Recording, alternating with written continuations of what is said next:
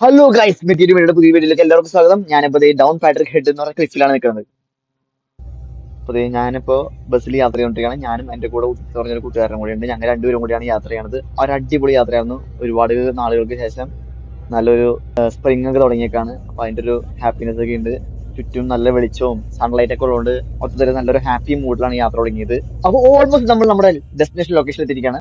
ഇത് ദൂരെ നിന്ന് കണ്ടപ്പോൾ തന്നെ ഭയങ്കര സന്തോഷമായിരുന്നു. കാരണം ഒരുപാട് നാളായി നല്ലൊരു പ്രകാശം കണ്ടിട്ട് പുറത്ത്. ഇത്ര നാള് നല്ല ഇരുട്ട് മൂടിയ കാലാവസ്ഥയും കാര്യങ്ങളൊക്കെ ആയിട്ട് ഇപ്പൊ ഒരു വെളിച്ചം കണ്ടപ്പോൾ ഭയങ്കര സന്തോഷമായിരുന്നു.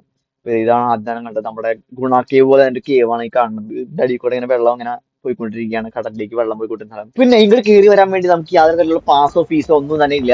ഇങ്ങോട്ട് കയറി വരുമ്പോൾ തന്നെ നമ്മൾ തന്നെ ശ്രദ്ധിക്കുക. അതാണ് ഇവിടുത്തെ ഏറ്റവും വലിയ കാര്യം. അതുകൊണ്ട് തന്നെ ഇവിടെ യാതൊരു സെക്യൂരിറ്റിയുടെ ആവശ്യമില്ല തന്നെ. നമ്മുടെ കൂട്ടുകാരെ ഉത്ത് അവിടെ നിന്ന് ദൂരുന്ന് കാര്യമായിട്ട് വീഡിയോ ഒക്കെ എടുക്കാൻ അമ്മോ അതെ ചെക്കൻ ചുള്ളൻ അവിടെ നിന്ന് വീഡിയോ ഒക്കെ എടുത്തോണ്ടിരിക്കുന്നുണ്ട്. ഇതാണ് നമ്മളിവിടെ കാണുന്ന കാഴ്ച. നല്ല അടിപൊളി സർഫൊക്കെ ചെയ്യാൻ പറ്റിയ അടിപൊളി കടലാണിത്. സർഫിങ് ഉണ്ടോന്ന് അറിയാൻ പാടില്ല. ക്ലൈമറ്റ് ക്ലൗഡി ആയിരുന്നു. ഭയങ്കര വെയിലല്ല.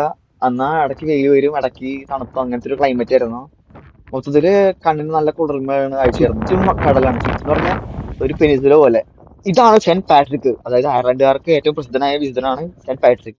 നമ്മുടെ സീഗൾസ്, നമ്മുടെ സ്കൂളിലൊക്കെ പഠിച്ച ഇംഗ്ലീഷിൽ പഠിച്ച പോലെ സീകള് ക്ലിഫിന്റെ സൈഡിൽ ഇരുന്ന് അത് പ്രണയിക്കുന്നു. നല്ല രസമായിരുന്നു ഇതൊക്കെ കാണാൻ. നല്ല വൈബായിരുന്നത്. അപ്പൊ ഈ കാണുന്നതാണ് ബ്രോക്കൺ ക്ലിഫ് എന്ന് പറയുന്നത്. അതായത് കരയായിട്ട് ബന്ധപ്പെട്ട സ്ഥലം തന്നെയായിരുന്നു. പിന്നീട് ഡീഗ്രഡേഷൻ സംഭവിച്ച് അത് കരയിൽ നിന്ന് വിട്ടുപോയി ഒരു ഭാഗമാണ്. ദ്രവിച്ച് ഡീഗ്രഡേഷൻ സംഭവിച്ച് പോകും. ഇതൊക്കെ വലിയ കൊക്കെയാണ് ഇത് കാണാൻ.